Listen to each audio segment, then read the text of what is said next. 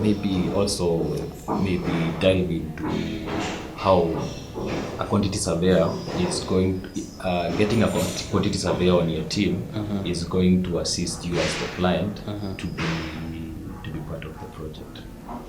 It's important to have a quantity surveyor Yes. because when it comes to cost, even when maybe the client knew the contractor before knowing an architect or a structural engineer, they were really good friends. But now when it comes to cost, the contractor is saying, oh, but we need this, but we need that. Maybe the budget is now overrun and there's no way to measure it. You get there's no in between the two. The client says, we had agreed that if I give you this amount of money, you'll be able to, this should cater for the cost up to roof level. Yes. But now you're telling me we are on the lintel, the beam level, and the money is over. You're telling me there's fluctuation in the market. Yes. How do we solve this? Yes. Yet on your end, you're a businessman. Maybe you just wanted to start work and exploit my funds. Yes, true. So the QS in this case, through coming up with a BQ or a schedule of pricing, you're able to mitigate such costs. You're able to sort of pin the contractor to this amount of money per this element. You're able to avoid this conflict of how do we measure a certain element, say roofing, how do we take care of roofing? Yet we had no way of taking care of it from the word go. Yes. Yeah, so you're able to come up with a document that acts as the Validation of work that has been done on site. Okay. Yeah. So the other thing maybe what kind of advice or tips can you give our audience on how maybe they can calculate cost of a project? It would be difficult for them to calculate because at most you find that even some elements that have been detailed by the architect or the engineer, Yes. the client is a layman to those terms. Yes. The client has never heard of something like balustrading. Yes. The client has never heard of something like a parapet wall. Yes. The client, there are such terminologies, yet they are so common. When you get a QS talking to an architect or an engineer, they might be speaking Greek to you. You might not be knowing what's going on. Yes. So it would be very hard for a client to be able to compute these costs by themselves. Yes. Without the need of an expert in that field. Okay. So something else, maybe we can go back. We never talked about the difference between a schedule of materials and a bill of quantities. Yeah. Maybe you can elaborate on that. A BQ, a bill of quantities, incorporates, as we had mentioned earlier, the materials, the labor component, the wastage, the transport, and the jointing of all this into work, and also some element of profit and overheads for contractor who is a businessman. He's here to make money, but at the end of the day, the QS or the client should have allowed just enough money. There's usually like a rate at which profit cannot exceed. Okay. So even if you get like it's a new item of work that has come up and it was not part of the BQ, you use market rates to be able to establish the cost of material, the cost of labor. So, and then you get to calculate a percentage of this to be an allowable margin for profit. So that sort of explains what a BQ is. A schedule of materials is a breakdown of the materials that have been mentioned in the BQ. So you'd find that a BQ would mention an item, say walling, external walling, 200 millimeters thick. It does not go further than that, other than say jointed in cement, sand, screen, mortar, etc, etc. But now the schedule of materials breaks this walling further down. It tells you how many stones are in a square meter of wall, how many bags of cement are in a square meter of wall, what tonnage of sand is in a square meter of wall, what amount of water should mix this cement and sand to make the mortar required to be able to fix this wall in the foundation of the slab. The BQ gives amounts for beams and columns, the concrete in the slab, in terms of either cubic meters or square meters and mentions a ratio. The schedule of materials comes in to break this material that has been mentioned in a cubic or a square meter into how many bags of cement are in a square meter of slab, how many tons of sand, how many tons of ballast, what's the ratio, do you require an additive to make the concrete stronger, how many liters of water do you require to mix this thing up. Yeah. The BQ mentions you need this number of kgs in the slab for reinforcement. Say for example 8mm bar members. The schedule of materials now tells you how many pieces of these 8mm bar members do you require for the slab, for the column, for the beam.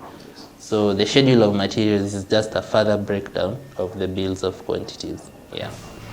So now we have discussed of the role of a quantity surveyor for projects that have not started, Yeah. or all projects that are about to begin. Yeah. What if somebody has an ongoing project? Yeah. How can they engage a quantity surveyor?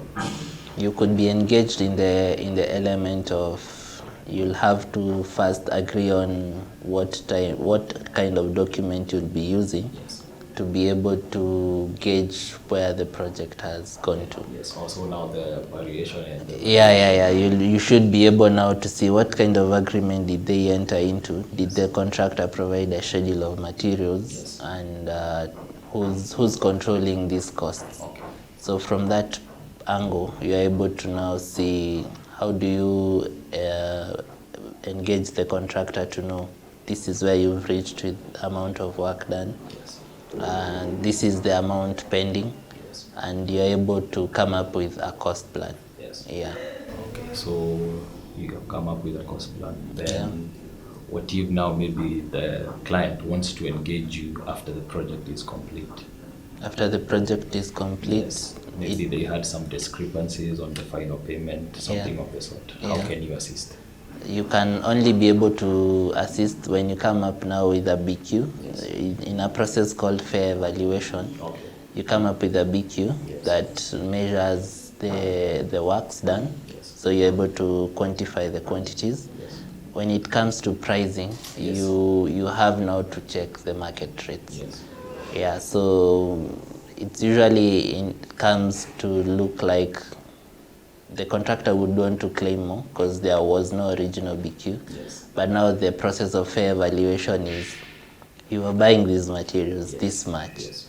Labor for this period of time that you are constructing was ranging this much. Yes. Surely you cannot come and say it's double. Yes. Yeah. So the QS is more often than not considered the lawyer of the construction industry. Okay. Yeah. Final advice to anybody who wants to undertake any construction project as a QS. What kind of advantages why should they engage a QS?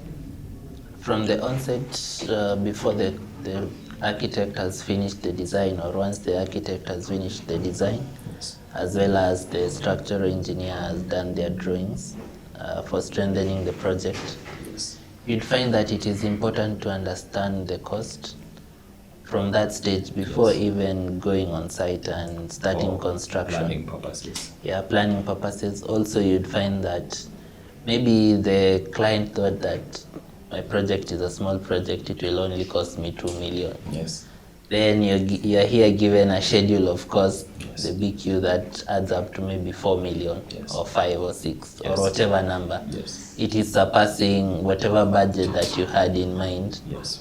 because now you did not understand that cost is an element of size of your building and the materials that have been specified in the project. Yes.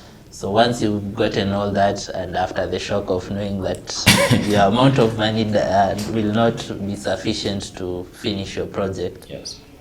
you're able to either plan ahead in such that maybe you could have started in the next 1 week or 2 weeks. Yes. You're able to see we can wait a little bit. Yes. I gather some more funds. Yes. Or you're able now to see I can start because there are some more funds that I'm expecting along the way. Yes. which will meet my project at a certain stage. And you're able to voice this to your team. The contractor is aware that after a certain stage, there is a tentative amount of period that I might have to not work on site because the funds are not available. Instead of just breaking ground and then you discover the amount of money that I had and the actual situation on ground is not matching. So there is that advantage of you're able to plan your specific project from the word go. Another issue comes when in post-contract now, when the changes are being introduced, you're also able to get the cost advice of this is an overrun, this had not been budgeted for, but by how much will it be an overrun? And you get a fair assessment that because the QS is an agent of both the client and the contractor, he has the mandate to professionally be unbiased and offer his best professional knowledge to both the client and the contractor, so that both teams end up feeling that there was fair judgment in the process. You're able to never overpay a contractor because the contractor said, give me this amount of money and it will be able to reach the project this much. Or I've done work up to this level, yet that's not the case. So you avoid a situation where maybe you had agreed on a certain amount, but now as it stands, you've overpaid the contractor, and the contractor is claiming that this you are supposed to pay me this certain amount up to whatever level of work that has been done. Another scenario, you avoid all these court cases of saying we had budgeted this much, but now the contractor is asking for more. He's saying market fluctuations and all that. And sometimes you might just find that it is a case where maybe the contractor might be having another project. And once he has been given an advance, and he goes, divides the amount into the two projects. So the funds that you had paid would have been sufficient for your project. But now they have gone into supplying another project that might have stalled somewhere. With the help of maybe he would push that project a little bit further, so that is also paid on that side, and then comes to now give the money back to your project.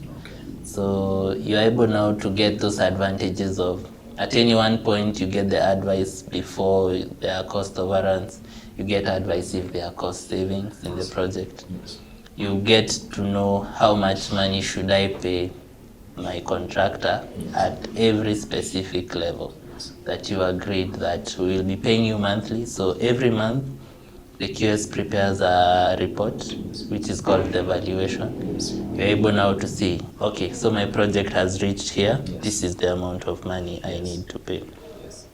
If you had provided a contingency in the project, it does not mean that it has to be fully expended. So sometimes you might get contractors take advantage of maybe the BQ was done, but the QS was not engaged from that point of view. You get now the contractor would want to claim the contingency. And saying, we did this extra work, we did this and that. We need a chunk of this money that had been set aside for all that. The QS provides a final account at the end of every project, so that now it gives a guideline of all that has happened in the project. The savings that you got from not excavating too deep because the building did not need all that depth in the foundation. The savings that you got from the adjustment of different materials in the project. Maybe you had decided to install electrical equipment that were more expensive, and now you've gotten solar, for example, which is much cheaper and all that. So you get to accrue all those advantages of having someone who's closely monitoring your project matters cost. That is very informative. Thank you for your time. And Anytime. hopefully people engage quantity surveyors for their projects to avoid to being exploited. Yeah. And at least getting value for their money. Yeah, and then also avoiding conflict with the contractor. Yes. Yeah. Okay. It's very, very important to engage a QS in view of those matters that we've discussed. True. Yeah. So something else. Tell us about how does any client or anybody who wants to do any construction project know that they are dealing with a registered quantity surveyor? Usually there's a system on the website, because there's a body that governs both the architects and the quantity surveyors in Kenya. Yes. Similarly, there's a body that governs structural, mechanical, and electrical engineers in Kenya. Yes. The body that governs architects and quantity surveyors is called BORAX, Yes. or Board of Registration of Architects and Quantity Surveyors. Yes. That's the acronym. Yes. So the information is available online. Yes. You can be able to search, because there's a list of members, both registered architects, registered quantity surveyors, registered architectural firms, Yes. and registered quantity surveying firms. Yes. They are listed there. Yes. And they are given numbers. Okay. So you'd find that an architect starts with A something something, so A001 to A2000 and something. An architectural firm is a number, then a letter. Yes. So say 200A. That last A stands for architectural firm. Yes. Similarly for QSs, it's Q something something, Q1000, Q1001. Yes. For an quantity surveying firm, is the number, then the letter. Okay. So you're able to see that, and it's very easy to search to know who is in good standing with BORAX. Yes. And from there, you'd be able to know that you're dealing with a qualified consultant. Yes. And a consultant that is in good standing with the body that regulates. Yes. The work of architects and quantity surveyors. Okay. Yeah. So then. So thank you, Mr. QS. Beda Mwangi. Yes. Thank you for your time. Thank you for the information. Hope everybody learns that you need a quantity surveyor for their project. Yeah, it's very, very important, and most times you'll find that clients think that quantity surveyors are land surveyors. Naanza kuambiwa niko na kashamba mahali. No, we only deal with cost. Yes. If you want a land surveyor, we can also link you up with one. True. Yeah. But I think for now, I'll let everybody engage you for just construction projects. Yes. Yes. Yeah. So thank you.